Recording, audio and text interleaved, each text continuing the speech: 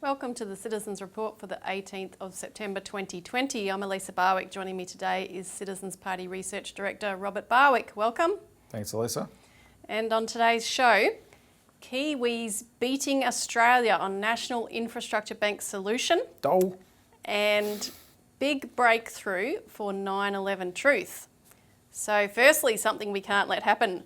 Kiwis beating Australia on National Infrastructure Bank solution. And they're not the only ones, Elisa. No. And look, just to put the foundation out up front, in this economic crisis we're facing today, doesn't matter where you are in the world, in fact, the most important intervention that governments could make is return to national banking so that they can direct funding to the areas that are needed, not just to reinforce crucial health infrastructure and so forth, but to rebuild the infrastructure we've destroyed and dismantled and privatised over 20, 30, 40 years. What we saw, Elisa, over those 4 decades was a neoliberal consensus that said government shouldn't do anything, no role in the economy, and especially no role in the financial system, leave it up to the private oligopoly. That has failed so spectacularly, right? Not just creating bubbles that have blown up into financial crisis, but left the physical economy totally behind the 8 ball in terms of what we need it to be able to do, that there's a growing awareness sweeping the world that they've got to go back to, there was a very basic policy that once upon a time many governments used to employ their own banks that could do the long-term things, not the profit-driven things, the long-term things, but use the power of credit for that. And there's a growing consensus now, and we're seeing it sweep the world, and it's come to New Zealand. That's right. So just to give an assessment, South Africa, the ruling party there, is calling for a fully capitalised state bank to invest in infrastructure and reindustrialisation. In Scotland, which already has a national investment bank, the Institute of Civil Engineers is calling for a complete focus on rebuilding infrastructure. In the United States, there's legislation on the Congress floor, the Democrats' National Infrastructure Bank Act of 2020. That'll take a $500 billion capital raised from the government putting $100 billion worth of Treasury bonds in, and they'll attract another $400 billion of Treasury bonds from private investors by offering a 2% higher interest rate to those investors. And from that, they will raise up to $4 trillion in capital or leverage through credit to spend $4 trillion on infrastructure. Now, in Australia, we've had already the unions proposing a limited form of a public bank in terms of a post office savings and loans bank, which is not a full infrastructure bank, but it has potential to go in that direction, and at the very least would be far less bound by things like profit and risk and so forth, so that credit could be directed into long-term projects, as you referenced. But New Zealand, as you mentioned, is the latest on the list that has joined in, and of course they've got an election going on over there. So the opposition party is proposing a $30 billion infrastructure program through a national infrastructure bank capitalised by the government. What they'll do is they'll combine a number of existing government agencies such as a green investment finance outfit and a growth fund. So pooling those funds that are available and allowing superannuation to also invest into that bank so that they can begin to leverage that capital into investments. And we'll just roll a clip of Judith Collins, the National Party leader over there, announcing that. I have announced that the government I lead will invest in New Zealand's largest ever infrastructure program. This includes $31 billion to upgrade our transport networks and declog our cities, $4.8 billion to fix our schools, and further infrastructure upgrading our healthcare infrastructure. This election will determine the country the next generation will inherit. The legacy I will leave for the next generation is an upgrade to New Zealand's transport, education and healthcare infrastructure. Both sides of the political divide will need to borrow as we move through this crisis. I am determined that New Zealand will borrow and spend wisely. Today I'm announcing my plan to deliver better infrastructure financing for New Zealand's rebuild.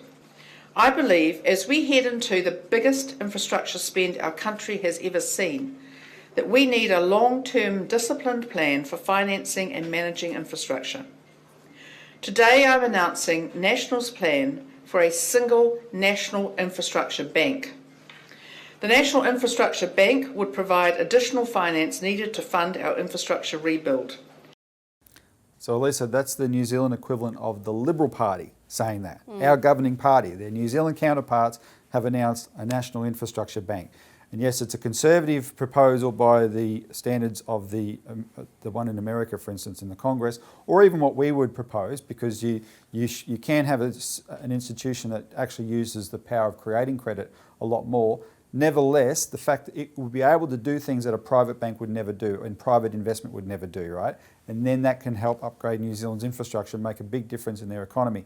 One of the reasons this is so significant in New Zealand, you've got to understand that when it comes to this neoliberal craze that took the world, nowhere went more extreme than New Zealand. It even went further than Australia and Thatcherism, frankly. And it started in the 80s under the Labor Party there, like it started in Australia under Keating.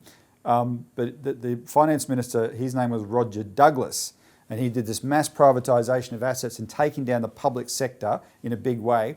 And so his policies were nicknamed Rogernomics. But when the National Party, this party, took over from him in 1990, their finance minister, Ruth Richardson, took it so much further that her policies following Rogernomics were called Ruthanasia. Right, she killed what was left, and the poor Kiwis have been struggling ever since, and they basically became a one-trick pony in terms of a dairy concentrated economy for exports.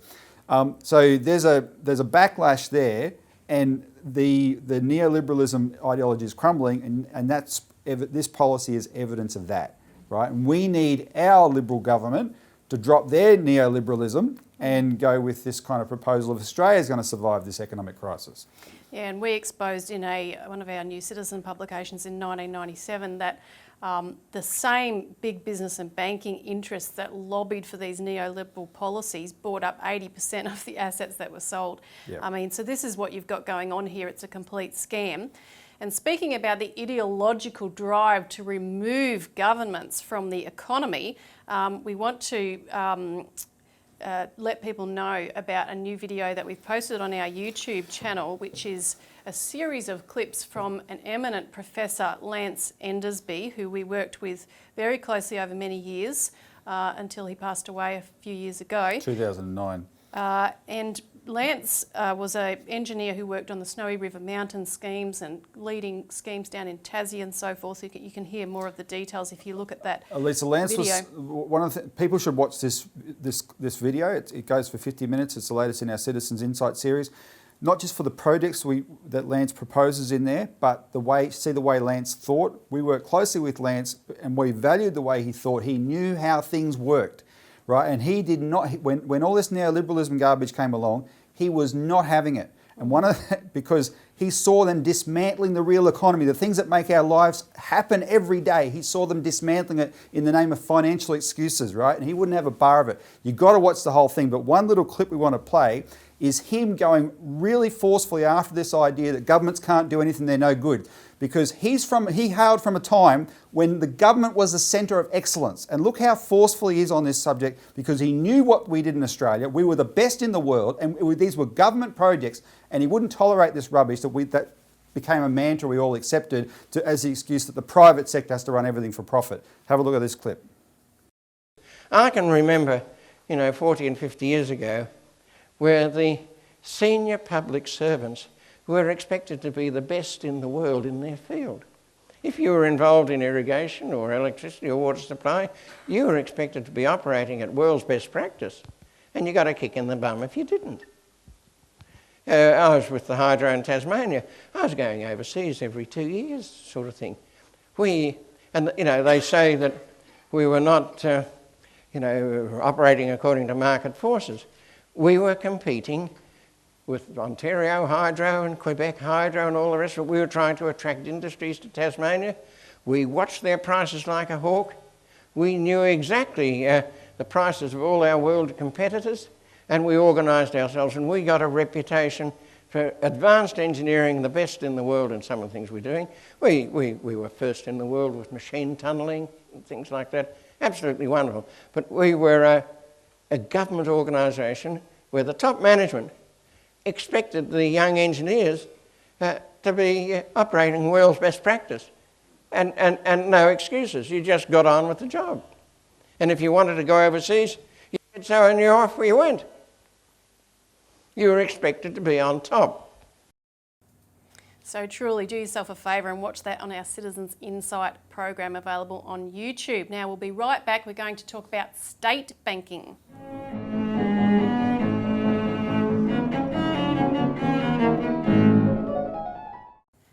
Welcome back to the Citizens Report, where we're discussing the National Infrastructure Bank solution. And there's more information on this in our weekly Australian Alert Service. You can call us for a complimentary copy if you haven't already and find out more. Now we wanted to talk about state banks because state banks actually preceded the Commonwealth Bank in this country from the 1800s. All of the state banks have of course been shut down or privatised, absorbed into the Commonwealth Bank generally. And that happened in some cases as soon as the Commonwealth Bank started up. Some of those state banks were happy to hand over to the federal authority, and that worked quite well. In the 1930s, two of the state banks had to be rescued by the Commonwealth Bank in the crisis years. In the case of Victoria, it's an interesting scenario that reveals a little bit of the policy decisions that destroyed all of state banking in this country. Elisa, before you go on, the main point that this is a worthy topic right now is because, following on from what we said in the previous segment about New Zealand, if the Morrison-Frydenberg Liberal government doesn't go with a national bank that can actually do, it's all about long-term investment. Who's going to do the long-term investment in the things we need? If they're not willing to do it, constitutionally, the states can do it alone. Each state can say, okay, we're going to set up our own state bank, and there's a whole history to it. And that's why what you're about to go through is relevant. Yeah, the Constitution recognises the state power to conduct state banking, so the federal government couldn't override that. And furthermore, the state government can compel local government authorities and local councils even to bank with the state bank, which would capitalise it in a straightforward way. So it's preferable if this is done nationally, but if the ideology doesn't get shifted nationally, let's just do it. Let the states go ahead and start do this. In America, one of the standout states is the state of North Dakota. A lot of states in America are bankrupt. It's one of the few that aren't because it's the only one with a state bank that does this kind of investment. Yeah, that's right. Now, I wanted to talk about the Victorian State Bank because the process of financial deregulation is what destroyed it. So in the 1970s, there were a series of changes to the Act that governed the Victorian State Bank, and it reflected other changes that abolished the distinction between savings banks and merchant banks. So of course merchant banks get involved in all kind of international financing and speculation, basically. Short-term, maximum profit money making stuff. And investment banking. Investment banking, yeah, and that's not what you want a proper bank to be involved in. And you know, we talk about this when we refer to Glass-Steagall because Glass-Steagall keeps separate those kind of commercial and retail banking functions from investment banking functions. So we didn't have an official Glass-Steagall, but it was a tradition, it was a convention in this country where those two things were separate.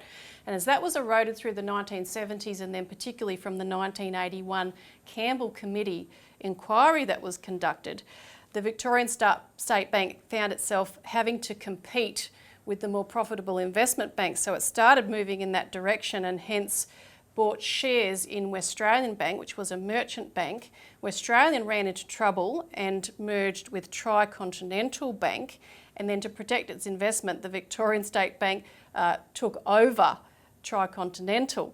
So that brought it down and the brunt fell on the shoulders of the Victorian State Bank, and so it was taken over and absorbed by the Commonwealth Bank as a part of winding that up.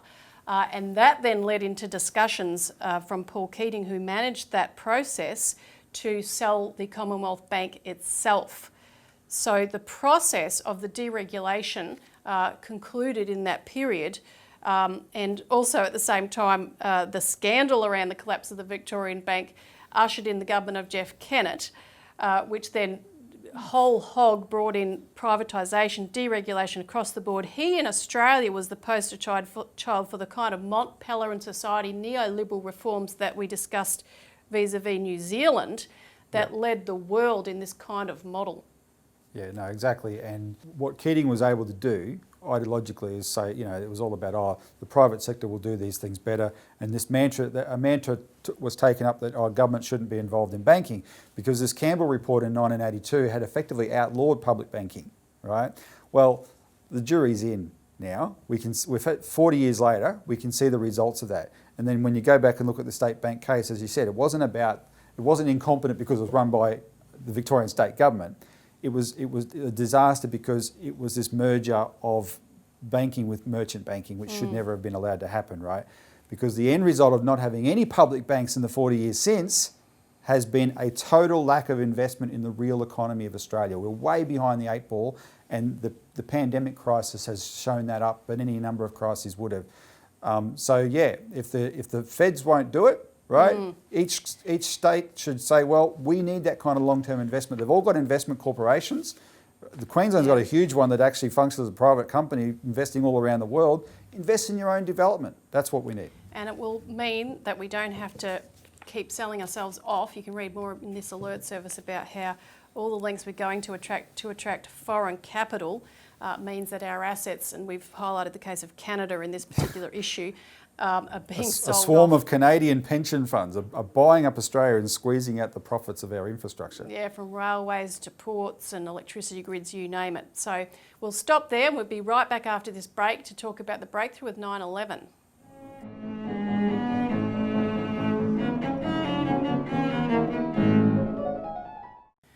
Welcome back to the Citizens Report. Big breakthrough for 9/11 truth.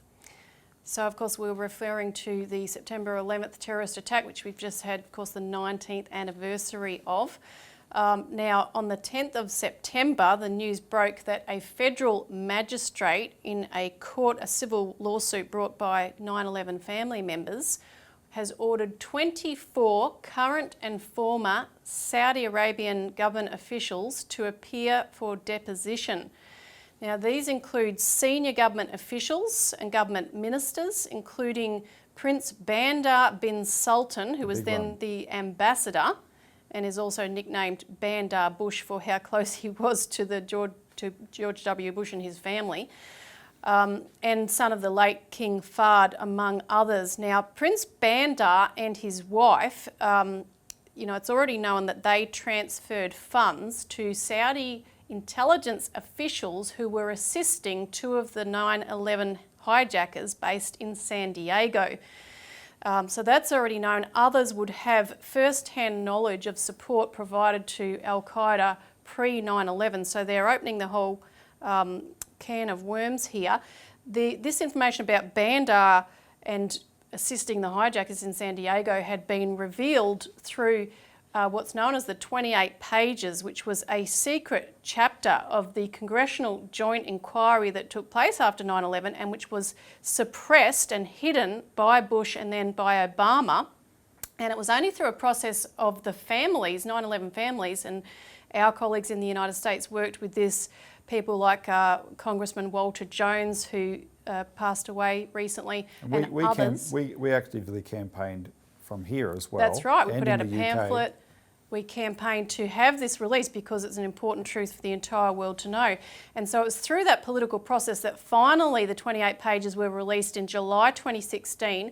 That led to a process 2 months later where JASTA, the Justice for the Supporters of Terrorism Act, was passed through the American Congress. It was actually vetoed by Obama, and then they went back at it and got it through with a veto-proof majority. And again, this took a fight, and there were people lobbying against it from Saudi Arabia and from their ally in London to stop it going through.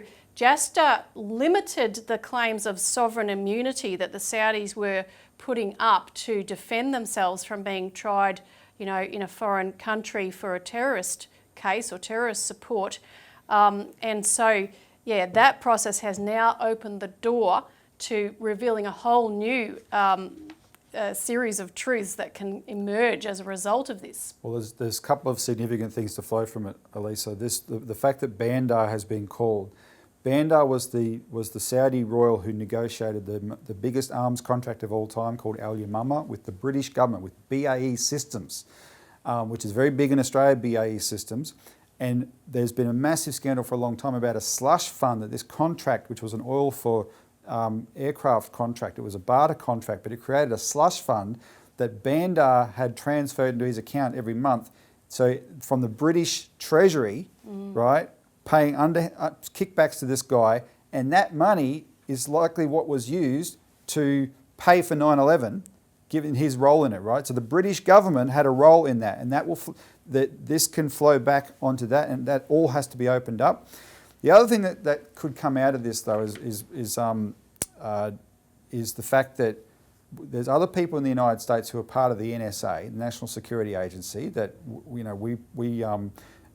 work with and we report in our publication, like Bill Binney and Kirk Wiebe, who they insist that this 9/11 should never have happened in the first place. Right? We're going to play a clip here from Kirk Wiebe, because when they were at the NSA, they had a surveillance program called Thin Thread, which wasn't mass across the board surveillance that rode roughshod over everyone's civil liberties to privacy.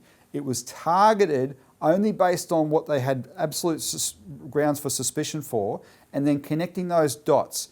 And they had identified the people involved in 9/11 before it happened, this program, and they weren't allowed to use it. So listen to Kirk Wiebe describe that.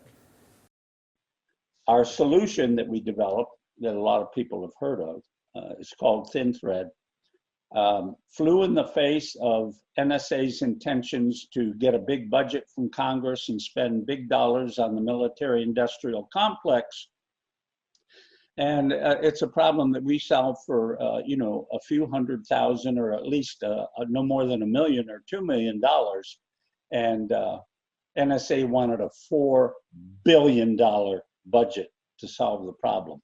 So our little solution was squashed in favor of big project mode that failed 5 years later under the director's Trailblazer program. At that point, Bill and I and Ed Loomis walked out of the building on October, right after 9/11, because we were heartbroken that our little solution that was very effective and efficient had not been put into the fight against terror. And we saw the result. Am I 100% sure Thin Thread would have prevented 9/11? Yeah, I am. We knew what to target. We knew where the sources were, what we needed to target. And to be honest with you, if you ask Tom Drake, another one of the NSA whistleblowers that came later, he'll tell you that after we left, he found 9/11 information in NSA's database that predicted the event.